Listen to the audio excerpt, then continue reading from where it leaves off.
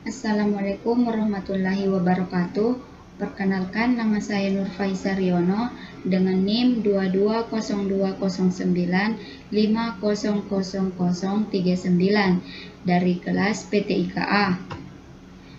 Baik, sebelumnya saya akan menjelaskan materi tentang pendidikan kewarganegaraan dengan bab yang berbeda-beda. Bab yang akan saya jelaskan di sini terdiri atas 6 bab. Bab pertama yaitu pembangunan bangsa dan karakter dalam identitas nasional. Identitas nasional lebih dekat dengan arti jati diri, yakni ciri-ciri atau karakteristik, perasaan atau keyakinan tentang kebangsaan yang membedakan bangsa Indonesia dengan bangsa lain. Sebagai identitas bersama, suatu bangsa dapat dibentuk oleh beberapa faktor. Munculnya kesadaran rakyat Indonesia sebagai bangsa yang sedang dijajah oleh bangsa asing pada tahun 1908 yang dikenal dengan masa kebangkitan nasional. Identitas nasional Indonesia menunjuk pada identitas-identitas yang sifatnya nasional. Peristiwa-peristiwa yang terkait dengan kebudayaan dan kebangsaan melalui Kongres telah memberikan pengaruh positif terhadap pembangunan jati diri dan identitas nasional. Identitas nasional telah terbentuk dalam proses interaksi, komunikasi, dan persinggungan budaya secara alamiah melalui perjalanan panjang menuju Indonesia merdeka. Bangsa Indonesia dapat dibedakan dan sekaligus dikenal oleh bangsa lain. Indonesia menjadi penciri atau pembangun jati diri di bangsa Indonesia yang meliputi bendera negara sang merah putih, bahasa Indonesia sebagai bahasa nasional atau bahasa negara, lambang Garuda, Pancasila, dan lagu kebangsaan Indonesia Raya. Identitas nasional sebagai sebuah negara atau bangsa sangat penting bagi kelangsungan hidup negara bangsa. Warisan jenius yang tidak ternilai harganya dari para the founding father adalah Pancasila. Yang kedua, parameter persatuan dan kesatuan bangsa.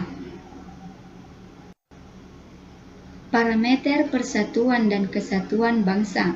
Integrasi nasional merupakan proses pemersatu bagian-bagian, unsur-unsur, atau elemen yang terpisah dari masyarakat menjadi kesatuan yang lebih bulat sehingga menjadi satu nation atau bangsa. Jenis-jenis integrasi mencakup integrasi bangsa, integrasi wilayah, integrasi nilai, integrasi elit massa, dan integrasi tingkah laku. Integrasi berkebalikan dengan disintegrasi. Jika integrasi menyeratkan adanya keterpaduan, kesatuan, dan kesepakatan atau konsensus, disintegrasi menyeratkan adanya keterpecahan, ketertentangan, dan konflik. Dimensi integrasi mencakup integrasi vertikal dan horizontal, sedangkan aspek integrasi meliputi aspek politik, ekonomi, dan sosial budaya. Integrasi bangsa diperlukan guna membangkitkan kesadaran akan identitas bersama, menguatkan identitas nasional, dan membangun persatuan bangsa. Model integrasi yang berlangsung di Indonesia adalah model integrasi Imperium Majapahit, model integrasi kolonial, dan integrasi nasional Indonesia. Yang ketiga, konstitusi dalam kehidupan berbangsa negara Indonesia. Konstitusi diperlukan untuk membatasi kekuasaan pemerintah atau penguasa negara, membagi kekuasaan negara, dan memberikan jaminan hak asasi manusia bagi warga negara. Konstitusi mempunyai materi muatan tentang organisasi negara, hak asasi manusia, prosedur pengubah UUD, kadang-kadang berisi larangan untuk mengubah sifat tertentu dari UUD, bercita-cita, dan asas-asas ideologi negara. UUD tahun 1945 terdapat pasal-pasal yang menimbulkan penafsiran beragam dan membuka peluang bagi penyelenggaraan negara yang otoriter, sentralistik, tertutup, dan praktik KKN. Dalam perkembangannya, tuntutan perubahan UUD tahun 1945 menjadi kebutuhan bersama bangsa Indonesia. Kewenangan pada Presiden untuk mengatur hal-hal penting dengan undang-undang dan rumusan UUD tahun 1945 tentang semangat penyelenggaraan negara belum cukup didukung ketentuan konstitusi yang sesuai dengan tuntutan reformasi. UUD tahun 1945 menempati urutan tertinggi dalam jenjang norma hukum di Indonesia. Berdasarkan ketentuan ini, secara normatif, undang-undang isinya tidak boleh bertentangan dengan UUD.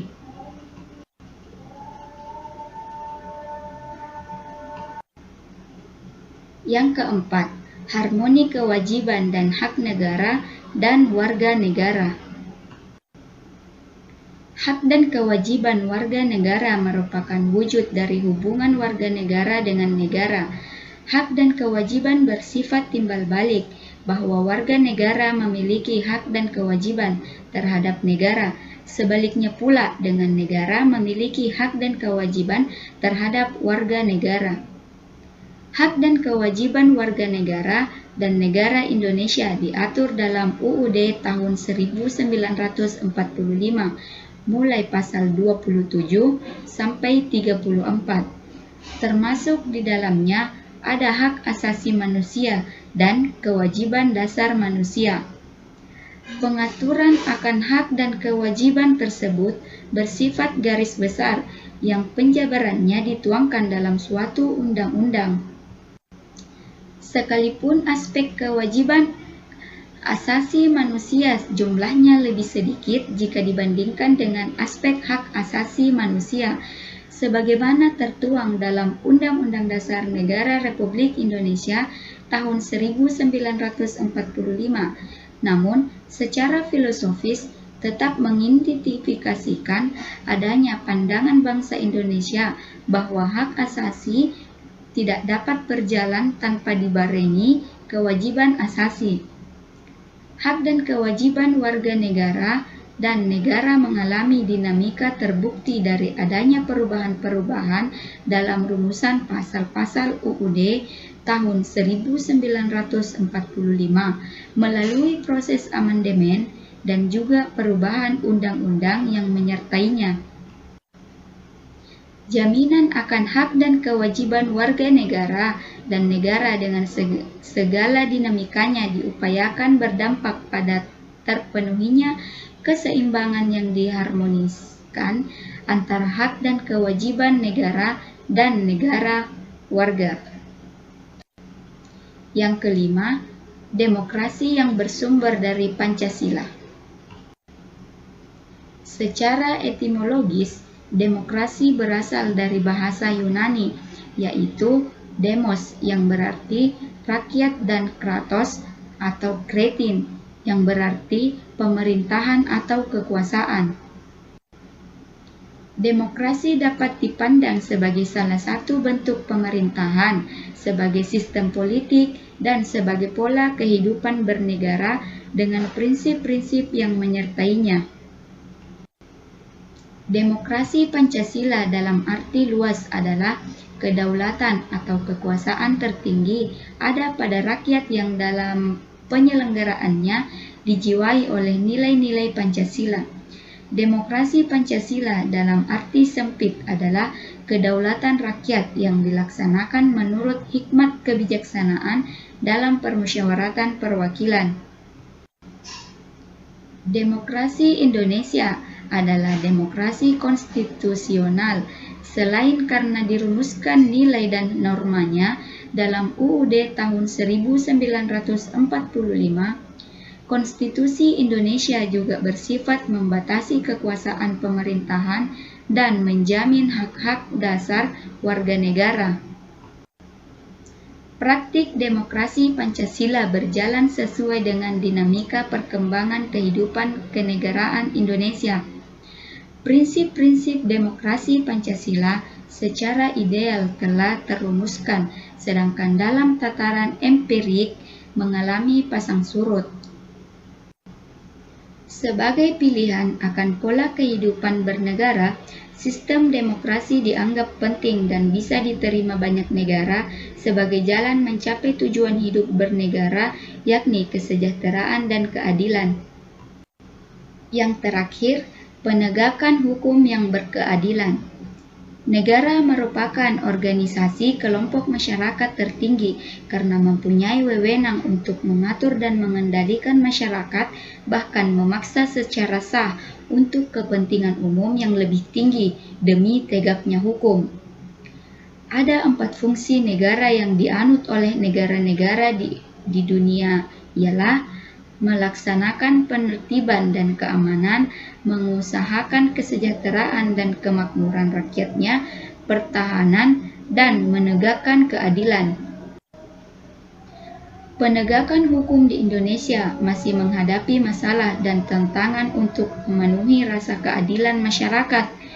Penegakan hukum sangat penting diupayakan secara terus-menerus untuk meningkatkan ketertiban dan kepastian hukum dalam bermasyarakat.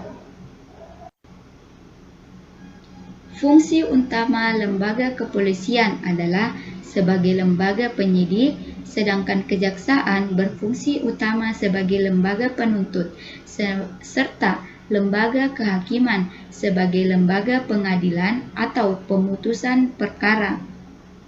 Penegakan hukum bertujuan untuk meningkatkan ketertiban dan kepastian hukum dalam masyarakat sehingga masyarakat merasa memperoleh pengayoman dan hak-haknya terlindungi. Terima kasih. Wassalamualaikum warahmatullahi wabarakatuh.